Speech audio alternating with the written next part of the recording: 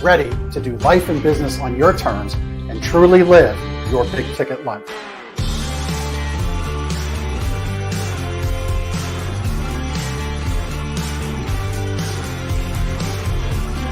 You either make excuses or you choose to level up. What amazing guests living the big ticket life. Woo! Woo! Brandon Brittingham. Appreciate you having me here today, man. It's that kind of discernment, that kind of focus, that kind of forward thinking that's so important if you're going to succeed in business today. Jeff and I are like friends. We're real friends. We are And so you unlock fortune and freedom without all the stress that normally comes along with it. It all comes down to your why. Your business, why are you doing it? How is it going to change the world and what's it going to do for your family? I want you to celebrate your success. Talk about the struggle. But I promise you, the story is in your struggle. They'll never be able to say that about me because people only see me working hard at anything that I'm doing whenever they see me. Focus on your success and the success of those around you. But being that constant in your community, good or bad, whether things are great in the community, bad in the community, be steady. Unapologetically do business and life on your terms and truly live your big ticket life. What amazing guests living the big ticket life. And we discuss how they do it and the big ticket methods they use. The things that make your life successful so you do life and business on your terms. In and of itself, the only limitations that we really have on ourselves is the ones that we allow to be put on ourselves. And most people don't look at it in that perspective. There's nothing wrong with being humble, but there's also nothing wrong with stepping into your superpower and letting people know who you are.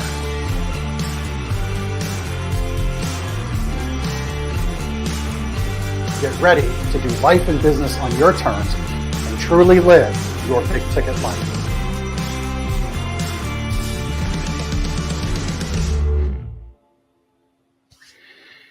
All right. Welcome to this week's episode, number 92 with Chris Miles. Not the $6 million man, not like Steve Austin. I used to love that show as a kid, watching reruns when I was a little kid. Chris is the $300 million man with all of his work around finances, around creating wealth and financial freedom for his clients. With his company, Money Ripples, he has helped his folks create over $300 million in earned and gained and income in the bank. Chris, welcome to the show.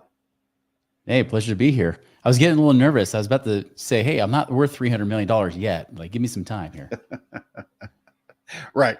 Well, but you've helped people overall. Your overall clients amass that kind of fortune and wealth and opportunity. So let's kind of jump into your why. Why is it that you're passionate about helping people?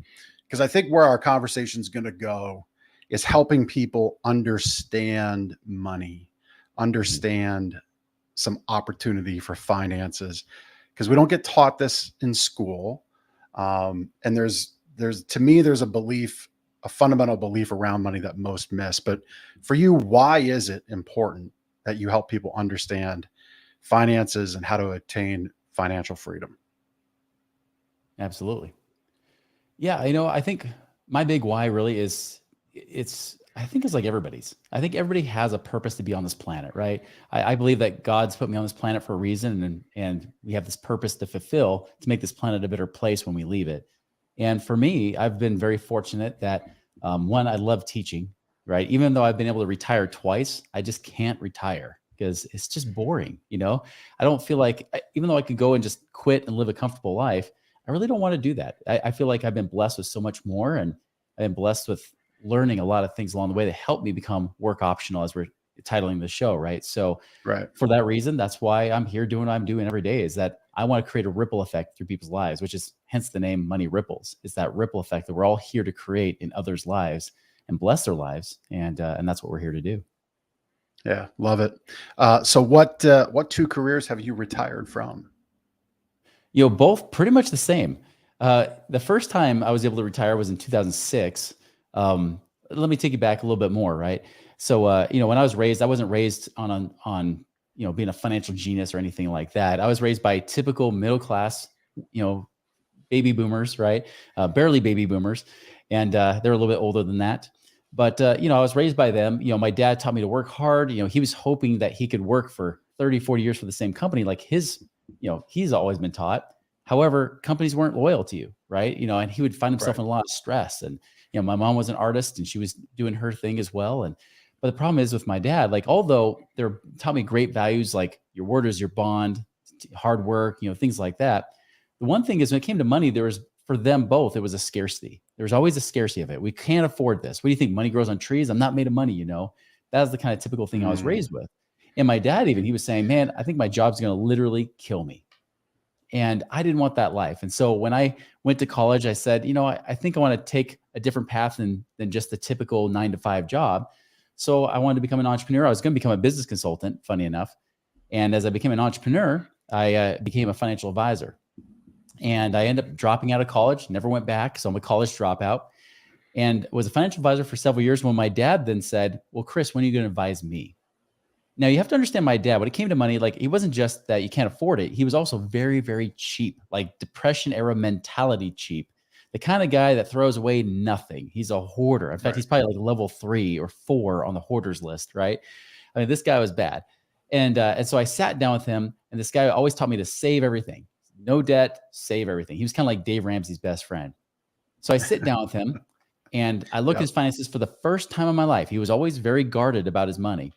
I looked at his finances for the first time in his life, in my life. And as I'm looking at it, I said, Dad, you're 61 years old. If you want to retire today, even though you've stuffed all your money in your 401k, even though you're debt free, including your house, you better hope you die in 5 years because that's how long your money's going to last you. And of course, that's not what he wanted. He said, well, give me something else. And I said, well, I don't know what else to tell you. You did everything right. You stuffed your money in mutual funds like I've always taught. You've been stuffing the 401k, getting your match. You've paid off all your debt. You've essentially done everything right, and yet it's still not enough. And guys, that bugged me. That bugged me a lot because I was teaching the same thing. I was teaching them to do what my dad did. I was teaching everybody to save everything, spend nothing, save it forever, put it into mutual funds, and hopefully someday you'll have something, only to find out he didn't have enough.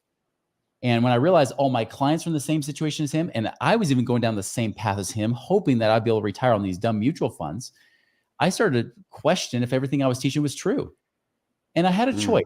Either I could keep going down the path I wanted to go on, or, and of course, keep my career intact, or leave that career and do something different. And so I chose the latter. I said, I got to keep my integrity intact. I can't teach something that I don't believe in. I can't teach something I'm not practicing. I suck at teaching things that I'm not a good BSer that way. So ended up, I quit being a financial advisor. But at that same time, when the students were ready to teach their peers, one of my friends was starting to do real estate investing. And he kind of introduced me to some other guys that were doing real estate investing that were retired in sometimes their 20s and 30s, even as young as that.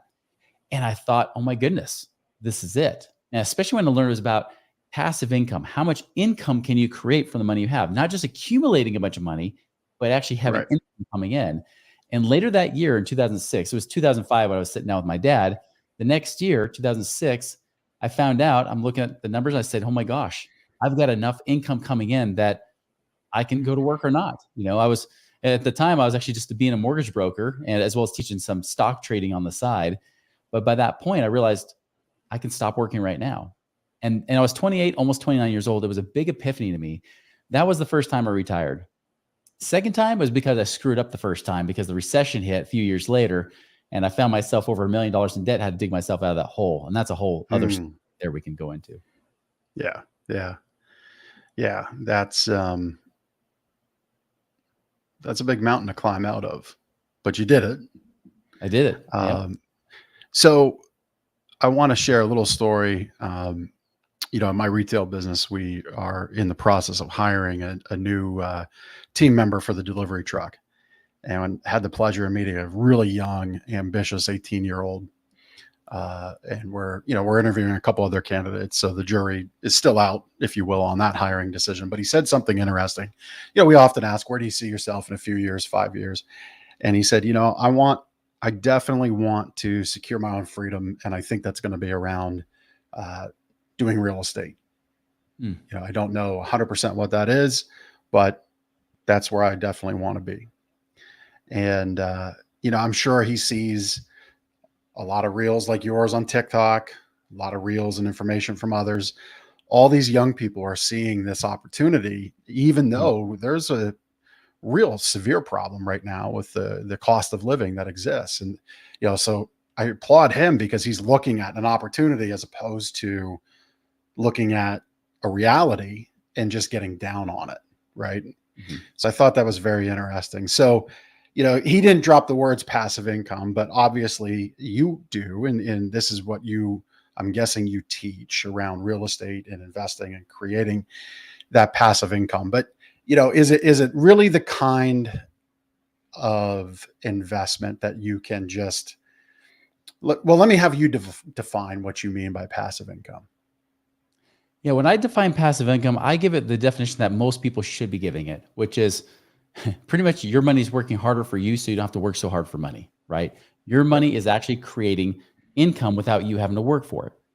That's the big lie that's out there today. You go on Instagram, TikTok, YouTube, all these real estate guys are out there, and a lot of them are friends. And again, they're good guys. They do great work, but don't for 1 second believe that most of what they teach out there is passive. When you hear about the big money, right? When they show you the big checks, they're showing you like from doing flips, or they're doing novations, or they're doing wholesaling deals, right? That is not passive at all. That is an active, hard-working business that you're in. Now, can you make millions of dollars? Absolutely. And if you're starting from nothing and you're trying to make something, that kind of real estate business is awesome. But don't for 1 second believe it's passive, because it is not passive at all. Never is it passive. So that's the big thing I want you to be aware of, is that most of the time when they're talking about passive income, this is why I kind of hate the word passive income being thrown around right now, because people are tainting it. They're telling you can do that Amazon drop business and you'll make passive income. No, you won't. You will be doing active income to create more money, and that's fine. But remember, passive income is where your money is doing the hard work, not you. So the way you do that is when you invest with other people, where you invest with the investors. You're not the one going and doing all the hard work. That's not passive. So that's what I talk about.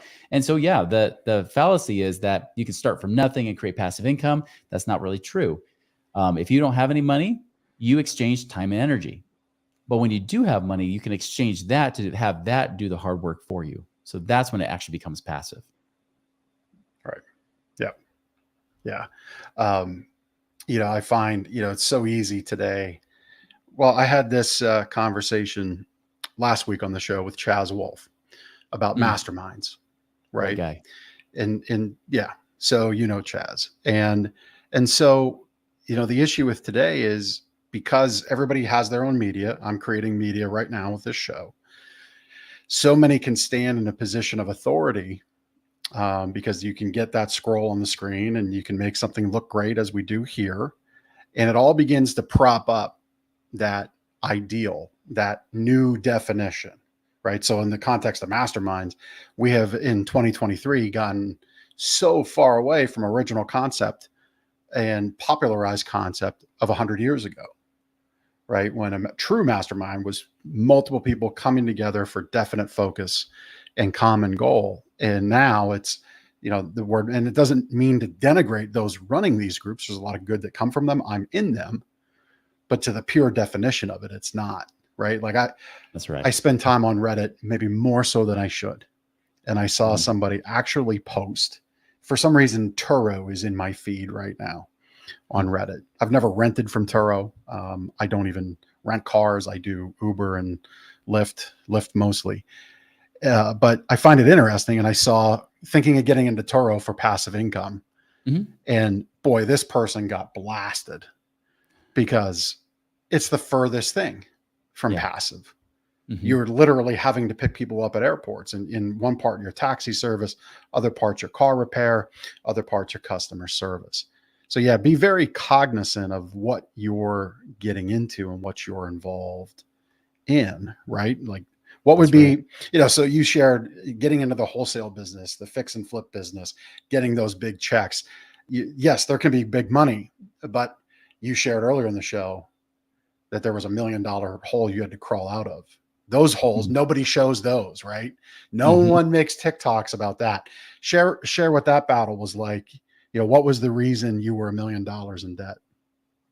Yeah. So as you know, 2006, things are great. Money's coming in more than I've ever seen in my lifetime. Right. Yep. Well, we go into 2007 and I decided to partner up some guys and we were going to create our own education business to teach people how to get out of the rat race, and that was the focus of the company. And our main primary people we were talking to were people that were primarily flipping real estate. So we were talking to a lot of real estate flippers. And of course, right about mid 2007, most people weren't talking about a recession quite yet at that time. Everything was booming still. Everybody was thinking that real estate only goes up. Well, I started seeing that happen first in 2007 because all of a sudden banks started getting tighter and tighter on their lending requirements, even to the point where I couldn't even access the equity of my house. That's the ironic thing is that because I was a mortgage broker, I figured if I'm going to keep a safe place to store my money, just store it inside my house. Worst case, I can always pull it back out whenever I need it. Well, that's not true when banks start sniffing recession. And I'm even predicting that even going into 2023 and 2024 here, you're going to see the same kind of things happening where the bullseye, the target is going to get smaller for what banks will say we'll lend you for. Well, I was a business owner. They didn't like me, especially when I was starting a new business with partners. So I dropped my passive income streams because one of the partners said, hey, focus just on this. This is our mission. This is our passion, right? We did that. On top of that, I'm stuffing all my money in my real estate, even trying to do things with, flips and rentals, but I didn't care about the rentals if they were, if they weren't positive cash flowing because they were appreciating so much. I can kind of, fudge the numbers a bit more, right? Because even though I'm losing money, but technically, even if I'm losing a few hundred a month, if I'm making thousands every year, who cares? Well, that doesn't work, especially when you go into a recession. And so I watched this perfect storm happen. And I'm not talking about the perfect storm in a good way. I mean, the George Clooney, you're going to die way. Right. Spoiler alert. Right. So that kind of situation was happening to me at that time. So things were getting tight. And not to mention, because we were always focused in our company on real estate flippers, we were suffering in our business to the point I wasn't taking home paychecks. So I cut off my income streams of passive income, most of them. I then cut off my active income streams weren't paying me either. On top of that, I still had a lifestyle I was paying for because I'd moved into a new home at that point, stuffed all my cash in there, can't get access to my cash. And so very quickly between business and personal expenses, I was in the hole $15,000 a month. So it doesn't take a genius, especially when you start seeing real estate values tank at the same time. So I'm losing real estate values and I'm losing money left and right, charging up credit cards or whatever else I could do to try to float to the next month to see if I can make it then. By 2008, I found myself about $1 million, 1.1 million in debt. And that was a pretty sucky place to be. I didn't file for bankruptcy, although I could have easily done it. And it probably would have been easier to dig out of that hole if I did, but I'm just too dang stubborn. So instead I had to figure out how to create money with no money anymore, no credit, really nothing available other than my body and my mind. Right. And that's what I was trying to do at that time. And so here's what I did to get out. One, I had to focus on my mindset, right? The mindset was the biggest issue. Because, imagine I was the guy that's supposed to have it all figured out, and now I'm a fraud. So I stopped teaching people how to get out of the rat race because I was back in it. Again, I can't teach what I don't do or know. So instead, I started teaching people how to find money because that was the one thing I was doing really well. I was getting very resourceful in how to find and create money. And so I was doing the same thing for people because people would say, Chris, I would love to pay you to learn what you know, but I just can't find the money. And I wouldn't say this verbally, but in the back of my mind, I remember thinking, oh, their situation is better than mine. I'm over $1 million in debt. They're at least at zero. That's a pretty dang good place to start. Heck, homeless people are at zero. That's a better place to start than where I was at. So I started telling them, I was like, well, if I can find the money, would you then pay me? And they said, yes. And so I'd help them find the money, whether it be through different tax breaks and things like that, of ways to reduce their taxes. Could be creative ways to pay off debt. I was doing that myself. I actually created a strategy called the cash flow index that if you actually look up, you'll see guys like Garrett Gunderson talk about it. Well, guess who we learned it from? So I created strategies like that of creative ways to pay off debt to free up more cash flow and ways to start tracking money and be a wiser steward of your resources so that money starts coming in. And as I started to do that, the next thing I know, the average person, especially a business owner, was finding in the first year alone about $34,000 in the first year. And that blew my mind. Again, nothing about passive income. We were just teaching people how to free up money, not even investing the money. And that's what really helped revitalize our business. It got us out of bankruptcy, and got me even out of the potential bankruptcy I could have been in.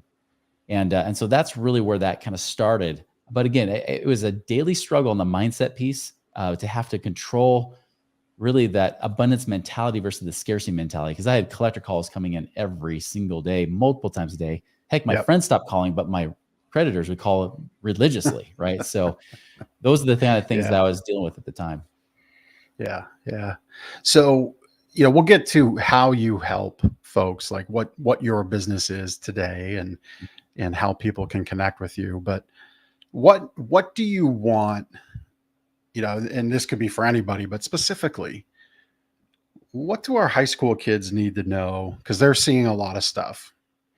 You know, sadly, and again, this goes to the technology at all of our fingertips. A lot of teens think they're going to graduate high school, and that the constraints of high school are stopping them from being a six-figure to $1 million plus earner as an influencer.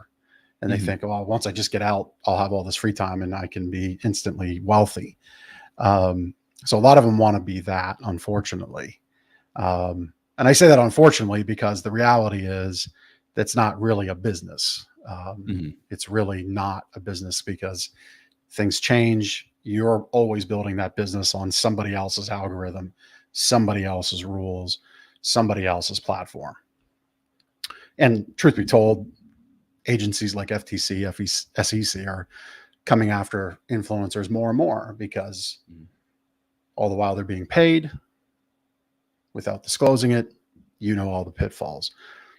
But what would you tell kids to be hopeful about from a financial perspective, college age people to be hopeful about, to look for ways to create positive cash flow, ways to get into the world of having your money work harder for you than you work for it? To focus on the positive, I'm going to hit the negative first. So the reality, right? The reality is we're going to have harder times than what you're seeing today. And that really stinks for both our high schoolers, which I have right now 8 kids, blended family. I have 6. My wife has 2. Therefore, she's more stressed than I am because I'm used to that many kids. I have a chain gang. But 6 of my oldest 6 of my 8 are teenagers right now. The oldest almost 20. And so the same thing I'm telling my kids right now. And that thing is, one, we're moving into harder times. It's going to get worse before it gets better. I really believe that. I think the next 10 years are going to get ugly. But here's the good news. The good news is that what you're seeing today, there's always eternal principles that have worked with money since the beginning of time. And I don't mean save money, pay off debt. That stuff actually hasn't worked since any time. That only gets you so far. And then you end up just being someone who has high net worth, but you're still broke every month. The key is, of course, just like my shirt says, is cash flow equals freedom. That's the big thing. So the big way to get cash flow, the cause of cash flow, is not just make more money. Stop asking the question, how do I make more money? Instead, ask the question, what can I do to create value for somebody else? How can I create value for more people? How can I serve somebody, solve problems, or add value in such a way that money is inevitable? That has always worked since the beginning of time. It's always being a problem solver. How do I solve those problems? So you mentioned someone, trying to make it big on social media, being an influencer. The problem is everybody's running towards that. The worst thing you could do as a career choice is go to where everybody's already been going. It's just like the IT industry, right? Now we're seeing big layoffs in the IT industry. Now there's people that are much older and more experienced fighting for the same jobs. But who's not fighting for jobs right now? The trades, craftsmen, people in like independent contractors. I tell my kids, I said, listen, if you can do what most independent contractors will not, which is show up when you say you're going to do it, like do what you say when you say you're going to do it, essentially have integrity. If you can do that, there's no way you won't make money in this trade unless you really suck. And then maybe you should be in that trade. But the truth is, you really should be able to prosper just by showing up, really, and just doing what you say you're going to do. Be a person of your word. That is something that's in short supply today. So go away from where everybody's running, run the opposite direction. And I say the same thing with investing. If everybody says you should go in the stock market, that means it's time to get out of the stock market. If everybody says buy crypto, it's time to get out of crypto. If everybody says buy real estate, which they're not right now, that's the time to not buy real estate. But right now, nobody's saying what people are saying, oh, buying real estate's horrible right now, other than a few influencers, right? For the most part, the media and everybody's telling you, don't do it. That's how I know I should be doing it more. Last year in 2022, you know what I did to prepare for 2023 is I listened to what the media was saying, and everybody was saying, don't hold cash. You'll lose to inflation. So what did I do? I built up more cash. And now what's happening is that people are starting to get tighter and tighter on liquidity. I have more cash. That gives me more options and more freedom to be able to control my terms. That is where the essential thing is. So for anybody who's listening to this right now, you're a teenager or whatever you might be, the youth of today, is stop listening to the media, stop listening to all the influencers, because for the most part, they're just trying to sell you crap anyways, is instead do the opposite of what you're hearing people say for you to do and find a way to do that. And again, align that with your talents, your God-given natural talents that you have, align it with those and your passions as well. And you start to get those aligned and in a way that serves people and solves problems for other people. I promise you, and this is what got me out of my hole twice, to retire twice by the time I was 39, is I focus on that one key principle, which is dollars follow value created for other people. Love that. Dollars follow value created for other people. I love that. You know, you really, what you were saying there, cash is king. And I think somewhere in a cave, there's an archaeologist yet to find a carving that equaled at the time cash is king. And I think we can find it in hieroglyphics and some pyramid yet to be discovered. Right. I mean, like, I think when it comes to real estate specifically, time goes unbeaten. You know, people that were saying don't buy a house in 21 when rates were sub 3% because the price was high, boy, did they look like fools now. And, you know, I'm in your camp. I don't think we're going to see rates go down anytime soon, at least not significantly. We may see a curbing of increases, but flatlining and plateauing to where we're at, I think we're in that for the next handful of years. Absolutely. By the folks that I pay attention to.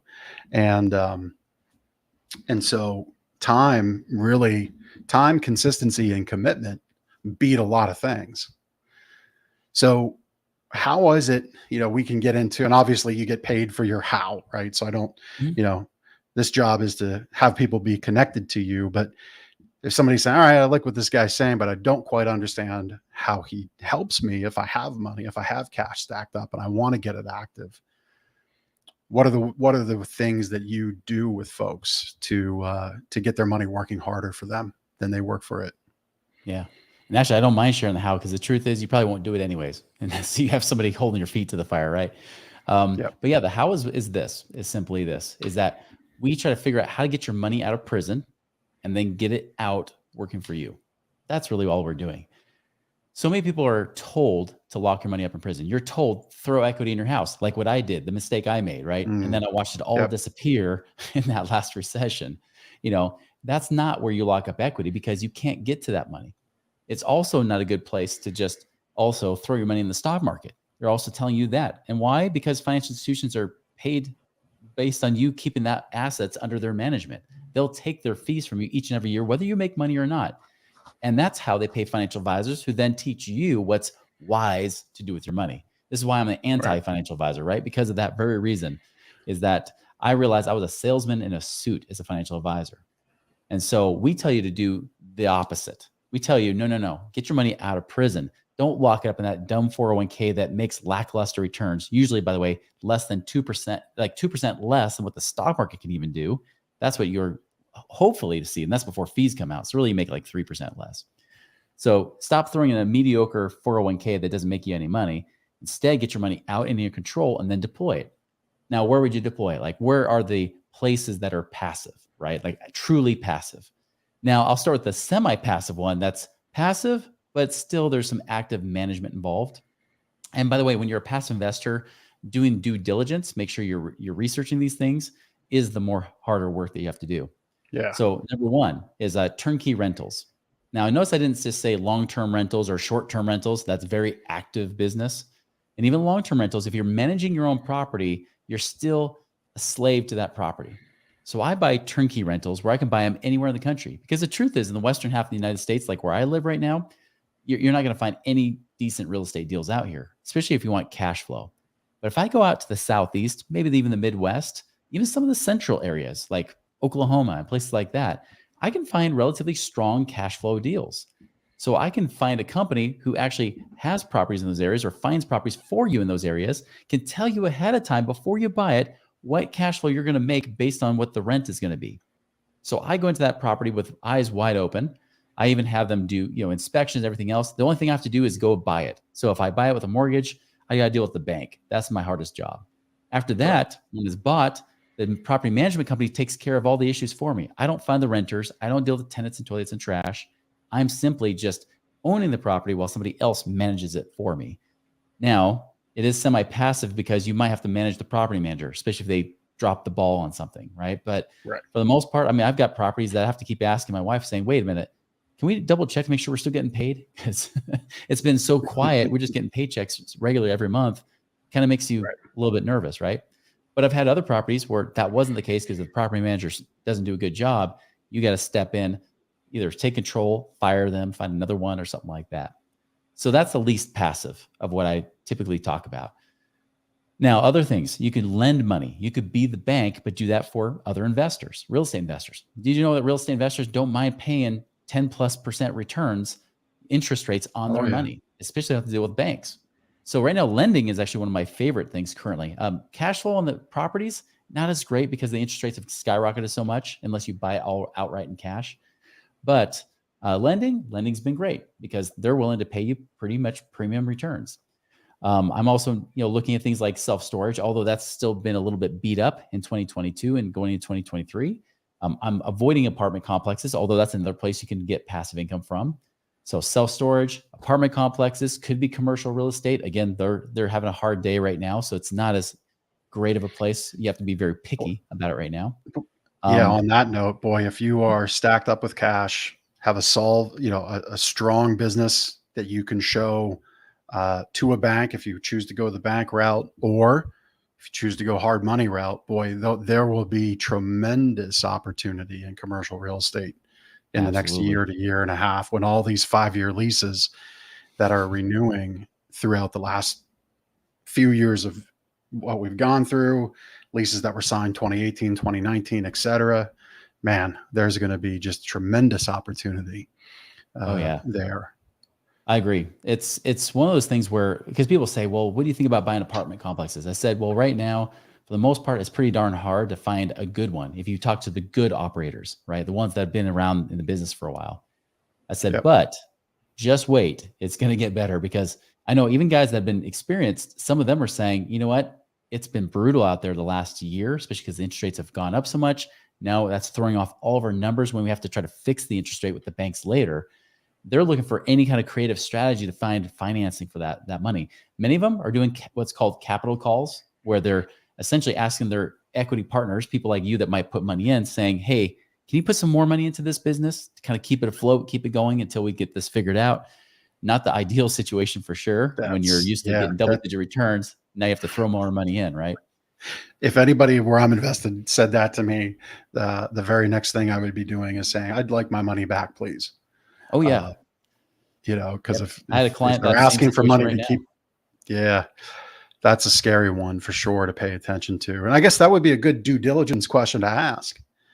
Right now, I guess, the answer is only as good as the person giving it to you. But I would imagine you could speak to others that are involved. That's a very good question to ask. Have you done any capital calls? And if so, when, and what was that about? That's a tremendous question to ask. In talking about commercial, my retail business is across the street from a landmark mall in Lancaster County, Pennsylvania, Park City Mall. It will always be Park City Mall. Okay. It's never going to change the name, even though the buyers, I think ownership has changed 3 times in the 12 years we've been there. We're not in the mall. We're across the street, although they do own the land. Talk about passive, land leases is probably one of the most tremendous passive income opportunities you can have, because you just own the land, lease it to somebody that owns the building, and they got to worry about all the problems. You just need to know how to structure that deal appropriately. But it dawns on me that the person or people that figure out how to repurpose that mall space into something other than shopping, which is going to mean rezoning. It's going to mean dealing with all the little individual fiefdoms of this municipal board here and this city or, board there. The person that figures that out will be just tremendously wealthy, because the problem is these boards work at a snail's pace. You're asking them to rezone, right? You're asking them to totally upend the way they look at commercial property in their town or in their city. And I see opportunities for self-storage in some of those spaces. I see opportunities for apartments and mixed living in some of those spaces, opportunities for medical and other professional practice in those spaces. But boy, you're climbing a mountain. The problem is it can be done. We climb mountains every day in this country. The problem is you're climbing that mountain with 9% interest rates at your feet. That's right. And when it takes 3 years, that's tough. Do you have any insights there? I mean, is anybody in your world exploring that? Has anybody started to figure that out? Yeah, that's the amazing thing about, find the right people. And that's one thing we do for our clients when they hire us as consultants, that we actually help them find pre-vetted deals, pre-vetted, investors more, right? Not necessarily the deals, but the investors that have those kind of deals. Like, for example, I want to make sure somebody has at least 15 years of experience, in the real estate game. Right. I want them to have at least one full market cycles experience, so that they do this very thing you're talking about, which is being able to pivot, right? How quickly can you shift and move away from what you had locked in your brain, which was the way that was supposed to be, and do something a little bit different, So like you mentioned, self-storage, we've seen that happen already. Self-storage conversions happening with big box stores, especially after 2020, post 2020, all these humongous department type stores, or even just the big warehouse type of units, they've now converted into self-storage, right? Sometimes malls, they've done that, even with strip malls. They've now affordable housing is the thing that everybody keeps talking about, because now prices skyrocketed so much. Well, how can we serve more people? Some people have even done hotel conversions, although the one caveat with that is there's a lot of people that didn't have any experience doing any hotel conversion in this space, went from apartment investing to hotel conversions. That adds a layer of risk, because now they're doing something they've never done before, right? Like you mentioned, deal with boards, having to deal with rezoning, things like that. It can get tricky. So I said, though, I chose my words very purposefully and very intentionally, fiefdoms, because a lot of those folks that sit at the heads of those boards view themselves as kings and queens. Yeah. And there's a lot of moving cheese around, and most of them don't like it. Nope. It's true. It's and that's why you like to have and that's another thing too. When you're looking at investing in certain states, you want to make sure it's a state that has a little less of that kind of governance, right? That's why people say, "Oh, what do you think about Chicago?" I'm like, "What's a big HOA? I would never want to invest in Chicago." Now I have some people West that live Virginia, there. Yeah, West Virginia. West Virginia is fantastic. They've only recently started to care where you put a septic tank. Seriously. Yeah, it's almost anarchy, right? It's so it's good to find those places, and it's good to find those people that know what's going on, because the one thing that's really weird is that, well, I shouldn't say it's weird, but it's natural, is if someone lives on the West Coast, like Oregon, Washington, California specifically, especially in California, when they look at real estate, they say, "Oh, that's risky. It's way too high." Well, too high where?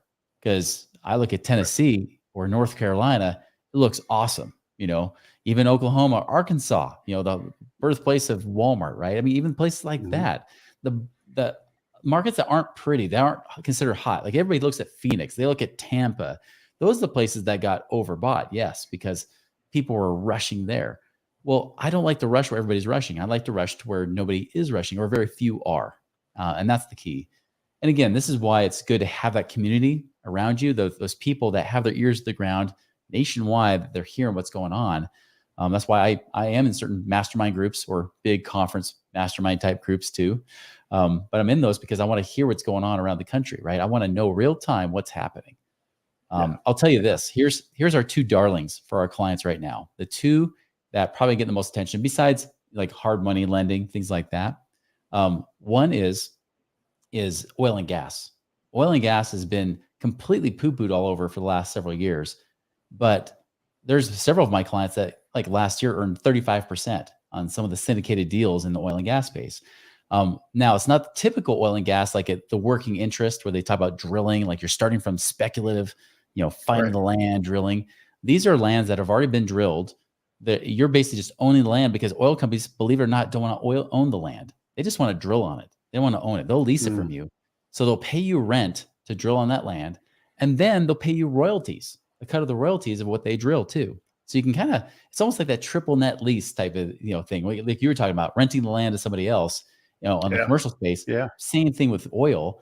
And you can make some great double-digit returns there. And so that's one that, again, a lot of people really haven't caught on to yet. That's been great, and paying awesome returns. And now that oil prices are going up just recently, that actually makes the returns better. That was in a deflated, oil price market. When we started seeing the prices going down, they were still making double-digit returns. Imagine what happens when those oil prices go up like they've been doing lately. It's even better. Right. So you got things like that. The other one is like raw land. I actually have a partnership where the partners, I'm 70% owner, they're 30%, but they're doing all the work. They're buying and selling raw land, leasing it out on terms and things like that. I get paid cash flow. I'll give you an example. I put in roughly about 150,000 about a year and a half ago. And with reinvesting cash flow and everything else, there's probably been about $250,000 invested, but that $250,000 is now paying me about $7,600 a month. So huge cash flow with not a lot of money invested. And so it's so popular. I never put on my podcast because there's a wait list that's almost 2 years long. So a lot of my clients are saying, hey, I'm going to jump on now, get on the wait list, and then let's do some short-term lending or something in the meantime to at least get paid on my money while I'm doing it. So those are the kind of things that we're working on and doing right now, the how-to. It's just a matter of finding the right people and the right connections and here's a key thing too, is the right recipe for you. Everybody has their own investing flavor.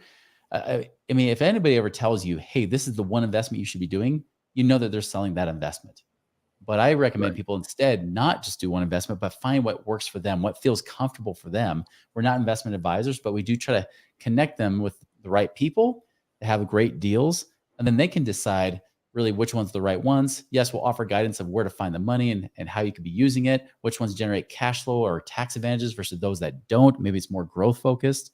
Again, we try to eliminate the options to make it easier based on your goals.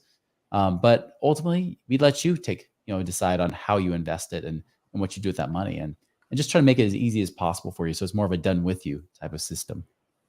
Yep. Love it.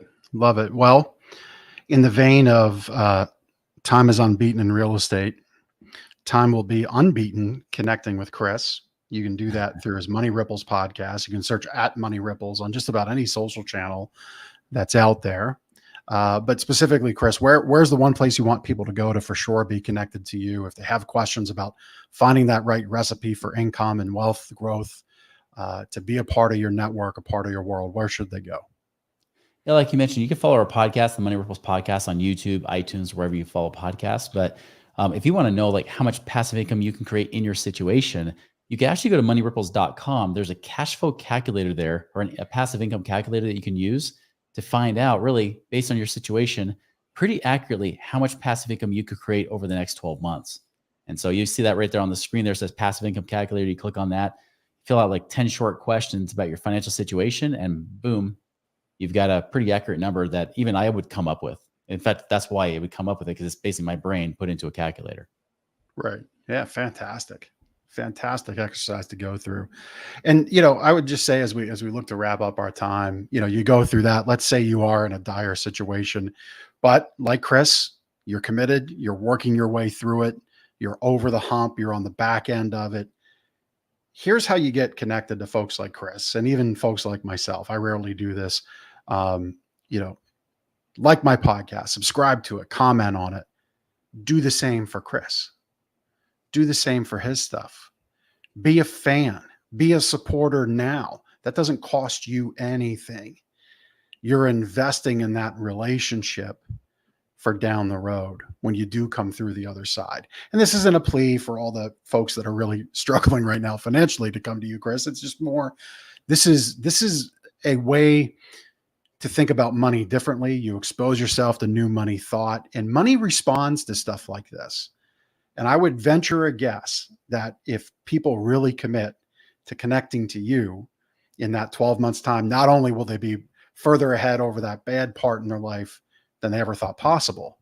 But they just might be able to put that money calculator into action at, say, month 9, right? And, really begin to move forward. And so that's another way you can connect. Folks like Chris put great content out there. Make it a point to follow it. Make it a point to comment on it. Make it a point to share it.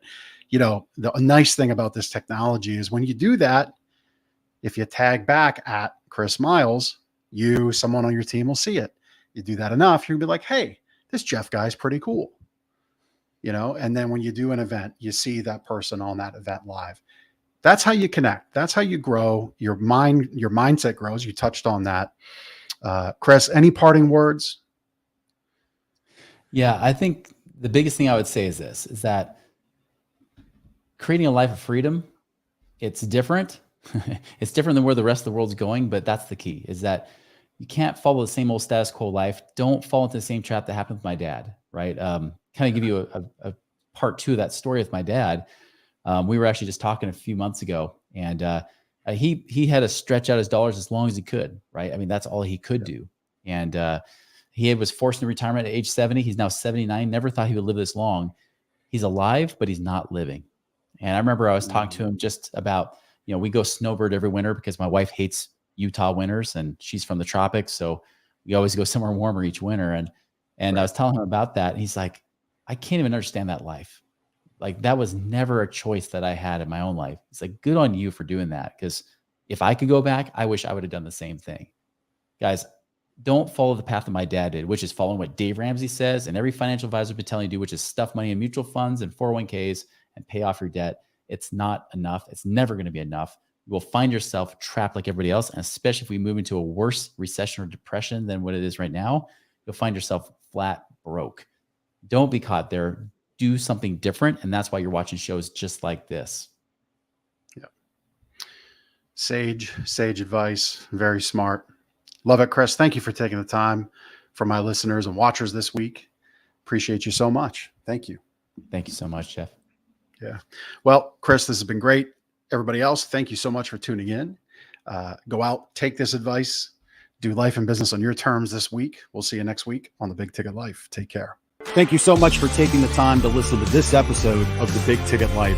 You've heard from another amazing guest living their own big ticket life, and now it's time to live yours. First, I'd love for you to take me up on my free gift to you. Claim your gift at gift.thebigticketlife.live. That's gift.thebigticketlife.live. See, all your life you've been told what is and what isn't possible by the loudest voices from the cheapest seats. It's time to finally do life and business on your terms. Sure, you've heard similar things, but without clarity on what can be done, it's easy to have your customers, employees, maybe even partners, and your spouse keep you from truly living a big ticket life. My big ticket methods shift you into that investor seat in your business, away from commodity and away from competition, into a market of one, so you can finally live your own big ticket life. So my gift to you is for you to book your discovery call today, where we'll uncover first the Chivo behaviors, those chief everything officer behaviors that hold you back, and why moving into the investor seat in your own business is critical. 2, we'll uncover the premium position that's up for grabs right now in your market that you're missing out on. And 3, which big ticket methodologies are just waiting to be dropped into your business to explode your sales and profits. So again, thanks for listening to this episode. I'd love for you to take action right now. Accept this gift. Book your call. Go to gift.thebigticketlife.live. Again, that's